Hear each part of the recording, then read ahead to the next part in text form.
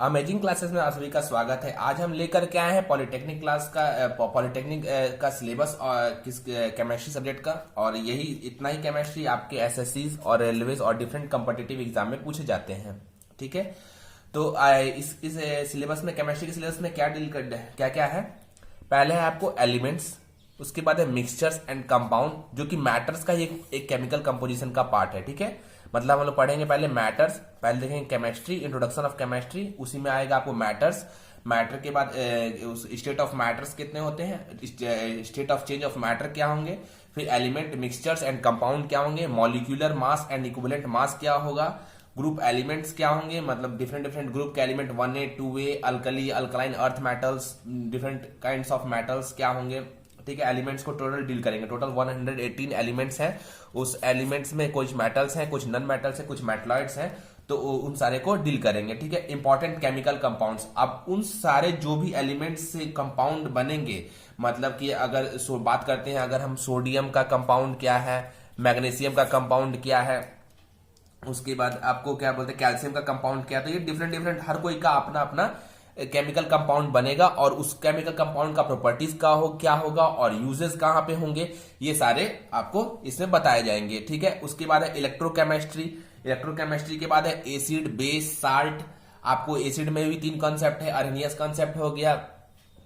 Base में भी उसी तरह है कि हाइड्रोजन एसिड मतलब क्या होता है कि H+ आयन जो डोनेट करता है, OH- जो निकलता है, साल्ट है एंड जो न्यूट्रल होता है, एंड हाइड्रोलिसिस, कैटालिसिस। कैटालिसिस का मीन्स ही होता है कि कोई भी रिएक्शन को फास्ट कर देना, मतलब अगर एक प्रोसेस से दूसरे प्रोसेस जाना है तो कैटालिसिस उसको मदद करता है उस प्रोसेस को थ्रू करने के लिए। उसके बाद डिफरेंट केमिकल रिएक्शंस हैं कि कौन कौन से केमिकल रिएक्शंस होते हैं, डिकम्पोजिशन रिएक्शंस, उधर डिस्प्लेसमेंट रिएक्शंस, तो ये सारा केमिकल रिएक्शन से पढ़े जाएंगे। फिर है पीरियोडिक क्लासिफिकेशन ऑफ एलिमेंट्स। अब 118 एलिमेंट है, उसको एक जगह इकट्ठा करके रखा गया, उसी को कहा गया कि periodic classification of element.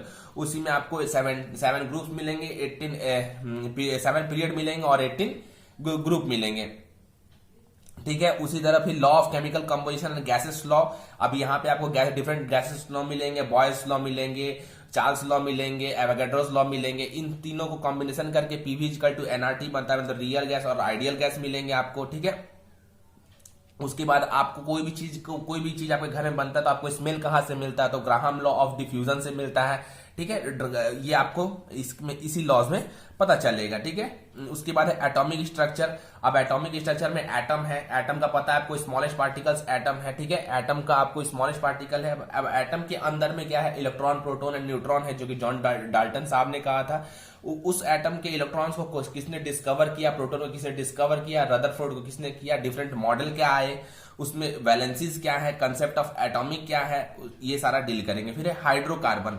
Hydrocarbon में कार्बन का टोटल कंपाउंड आप पढ़िएगा। ठीक है, जितना भी ऑर्गेनिक केमिस्ट्री अगर बात करते हैं, अभी आगे चलेंगे तो इंट्रोडक्शन ऑफ केमिस्ट्री पता चलेगा, तो हाइड्रोकार्बन आपको वहां बताया जाएगा। ठीक है, फिर पॉलीमर्स है, डिटर्जेंट्स, ड्रग्स जो आप यूज करते हैं, पॉलीमर्स जो आप प्लास्टिक यूज करते हैं, एक साथ सबको कंबाइन करके आपको इस अमेजिंग क्लासेस में आपको धीरे धीरे केमिस्ट्री का आपको लेक्चर्स मिलते रहेंगे। ठीक है, तो कैसा रहेगा हमारा सेशन कुछ इस प्रकार रहेगा, lectures and then question answer and previous year, हमेशा इसी तरह रहेगा, लेक्चर्स, क्वेश्चन आंसर और प्रीवियस ईयर। फर्स्ट दिन अगर लेक्चर आ रहा है तो सेकंड दिन उतना ही टॉपिक का पहले 10 क्वेश्चन आएगा, नंबर ऑफ क्वेश्चन 10 होंगे प्रीवियस ईयर के। ठीक है, तो चलिए आगे बढ़ते हैं और आते हैं इंट्रोडक्शन ऑफ केमिस्ट्री की ओर।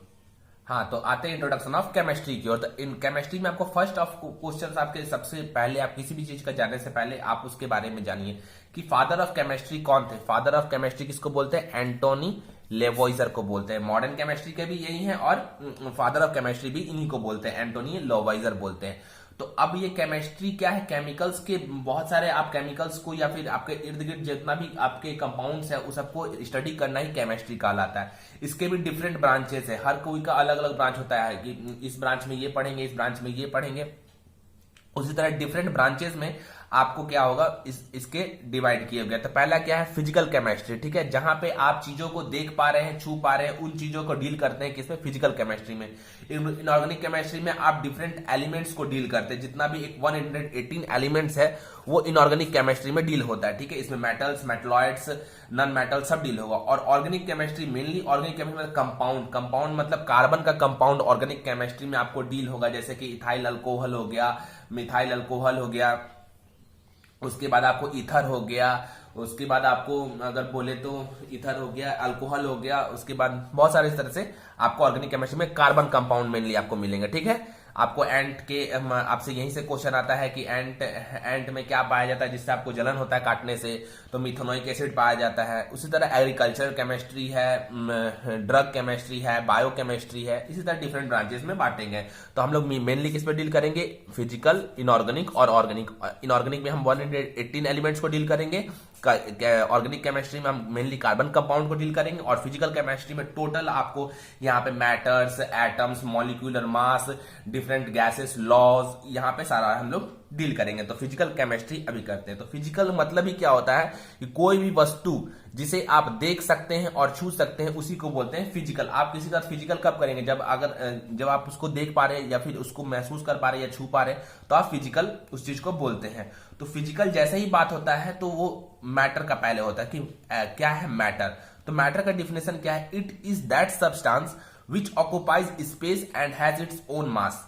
मतलब कि अगर कोई भी चीज है, अगर ये लकड़ी का एक टुकड़ा ही है जिसको आप देख पा रहे हैं और इसको छू भी सकते हैं, तो ये क्या होगा, एक स्पेस में होगा और ये कुछ ना कुछ अपना मास m होगा और ये कुछ ना कुछ स्पेस अपना ऑक्युपाई किया होगा, इसी को कहते हैं मैटर, ठीक है।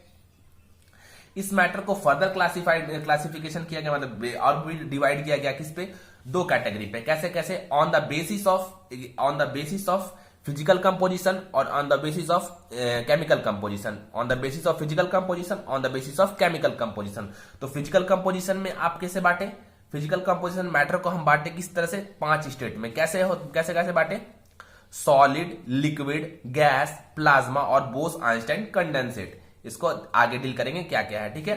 एंड केमिकल कंपोजिशन में कैसे बांटे हम लोग, तो केमिकल कंपोजिशन में क्या बांटे, मिक्सचर्स, कंपाउंड एंड एलिमेंट। तो इधर चलते हैं। एलिमेंट सेम एटम का बना होता है, कंपाउंड 2 और मोर एलिमेंट का होता है लेकिन डिफरेंट तरह से होता है, और मिक्सचर मतलब मिक्सचर को भी 2 तरीके से बांटते हैं। कैसे, होमोजीनियस और हेट्रोजीनियस। होमो मतलब सेम, होमो मतलब आपको सेम, और हेट्रो मतलब डिफरेंट। ये आगे बताएंगे अभी क्या होता है, ठीक है। तो on the basis of physical composition क्या होता है, पहला होता है सॉलिड। हम लोग बोले सॉलिड, तो सॉलिड क्या है, it has a definite shape and definite volume. इसका शेप भी होता है डिफिनिट और वॉल्यूम डिफिनिट होता है, क्योंकि यहां पे अगर कोई भी सॉलिड है, मतलब अगर आप वुड बॉक्स का बात करें, एक छोटा सा बॉक्स क्यूब बात करें, वुड क्यूब है अगर है, तो इसके एटम्स क्या होंगे, पूरे कॉम्बाइंड होंगे, एक दूसरे के साथ में टच में होंगे, एकदम पूरा टच में होंगे, ठीक है। ये पूरा क्यूब बन जाएगा। तो इसका शेप डिफिनिट है और वॉल्यूम भी डिफिनिट है, इसको आप नहीं हटा सकते, चेंज नहीं कर सकते। या तो आप एक बार आकार दे दीजिए क्यूब का या फिर कोन का, तो वो उसी तरह रहेगा। उसको फिर से आपको अगर चेंज करना तो दूसरे चेंज में कर सकते हैं, बट लेकिन वो शेप एंड वॉल्यूम सेम रहता है। तो इसमें क्या होता है, हर एक एटम के बीच का डिस्टेंस बहुत कम होता है, मतलब एक छोटा डिस्टेंस जो है वो आर बहुत कम है। तो इंटरमॉलिक्यूलर फोर्स ऑफ अट्रैक्शन वहां बहुत ज्यादा होता है। उस इंटरमॉलिक्यूलर फोर्स ऑफ अट्रैक्शन ज्यादा क्यों होता है, क्योंकि आप अभी समझिए कि intermolecular force of attraction inversely proportional to the distance के स्क्वायर के ऊपर होता है, ठीक है। तो डिस्टेंस जैसे जैसे कम होगा फोर्स वैसे वैसे बढ़ेगा, यानी इंटरमॉलिक्यूलर फोर्स ऑफ अट्रैक्शन उसका बहुत ज्यादा होगा। और वहीं के उसी के साथ साथ काइनेटिक एनर्जी बहुत कम होगा। काइनेटिक एनर्जी का फॉर्मूला क्या होता है, हाफ mv²। मींस ये वेलोसिटी जितना ज्यादा होगा तो ये मूव ही नहीं कर पाएगा, क्योंकि एक दूसरे के पास में है, तो एक दूसरे के पास में कितना मूव कर पाएगा, मूव ही नहीं कर पाएगा। तो यानी काइनेटिक एनर्जी इसका कम होगा, ठीक है। उसके बाद करते हैं लिक्विड। लिक्विड का क्या है, it has a definite volume. Definite तो वॉल्यूम होता है बट इनडिफिनिट शेप होता है। वॉल्यूम मतलब अगर 1 लीटर गिलास में अगर हम लिक्विड डाल देते हैं, वाटर डाल देते हैं, तो वो 1 लीटर का ही होता है, यानी उसका वॉल्यूम तो ठीक है, डिफिनिट है। लेकिन उस ग्लास को आप डिजाइन का ग्लास में डाल दीजिए या फिर टब में डाल दीजिए, तो वो 1 लीटर तो वो 1 लीटर ही रहेगा, चेंज तो नहीं करेगा, बट लेकिन उसके शेप में चेंज आ जाता है, ठीक है। जिस शेप में रखोगे उसी शेप का आ जाएगा, ठीक है, यही बात समझाना था। अब इसमें क्या होता है, ये जो डिस्टेंस होता है मतलब दो लिक्विड के दो एटम के बीच का जो डिस्टेंस होता है वो क्या होता है, आपको सॉलिड से ज्यादा होता है। सॉलिड से ज्यादा होता है मतलब उस सॉलिड से ज्यादा होगा तो क्या होगा, आपको फोर्स ऑफ अट्रैक्शन क्या होगा, कम होगा। फोर्स ऑफ अट्रैक्शन ज्यादा कब होता है, जब डिस्टेंस कम होता है तब होता है। यहां पे क्या हो, डिस्टेंस थोड़ा सा ज्यादा है तो आपको फोर्स थोड़ा सा कम होगा, यानी सॉलिड से कम होगा। और यहां पे क्या होगा, इसी के साथ साथ इक्विवेलेंट काइनेटिक एनर्जी थोड़ा मूव करना स्टार्ट करेगा, पार्टिकल्स हल्के हल्के मूव करना यहां मूव करेंगे, तो काइनेटिक एनर्जी क्या होगा, लिक्विड का ज्यादा होगा सॉलिड से,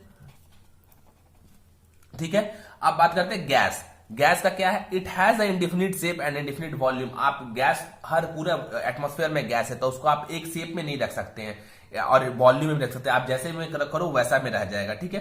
तो इसमें क्या होता है, इसमें डिस्टेंस और भी ज्यादा होते हैं, यहाँ डिस्टेंस और भी बहुत ज्यादा है, ये भी ज्यादा ये भी ज्यादा।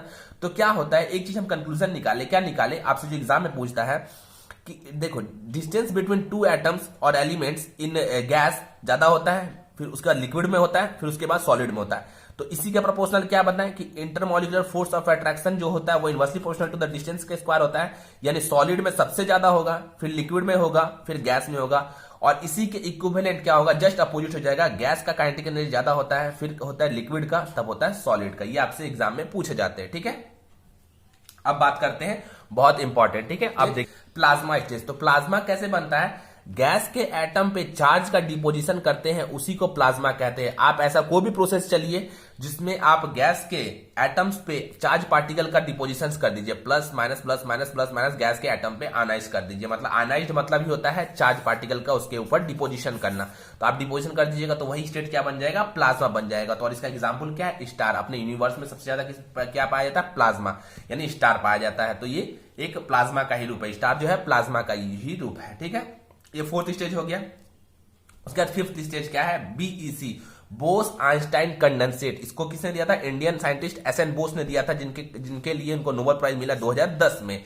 इसमें क्या होता है, गैस को एब्सोल्यूट जीरो टेम्परेचर पे जब कूल करते हैं तब वो बीईसी बनता है, मतलब गैस को एब्सोल्यूट जीरो टेम्परेचर पर कूल करते हैं तब बीईसी बनता है। मतलब गैस को अगर एब्सोल्यूट जीरो टेम्परेचर कितना बोलते हैं, 273 माइनस 273.15 डिग्री सेल्सियस, कहीं कहीं 160 भी लिखा मिल जाएगा।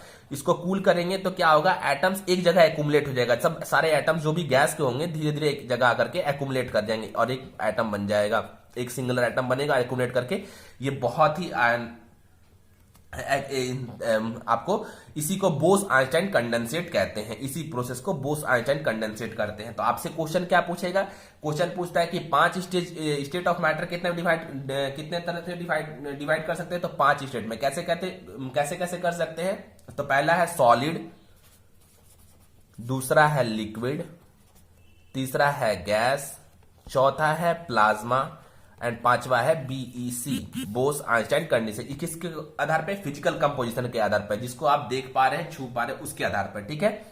अब इसके बाद एक इंपॉर्टेंट सबसे चीज है क्या कि आपसे कभी कभी क्वेश्चन पूछता है कि एब्सोल्यूट जीरो टेम्परेचर कितना टेम्परेचर है, तो ये -273.15 है। जब ऑब्जेक्टिव लेके आएंगे आपको ये क्वेश्चन आपको मिलेगा, ये हमको पक्का पता है, ठीक है। अब क्या है, एक और टॉपिक है इसी में, स्टेट ऑफ चेंज कैसे होता है।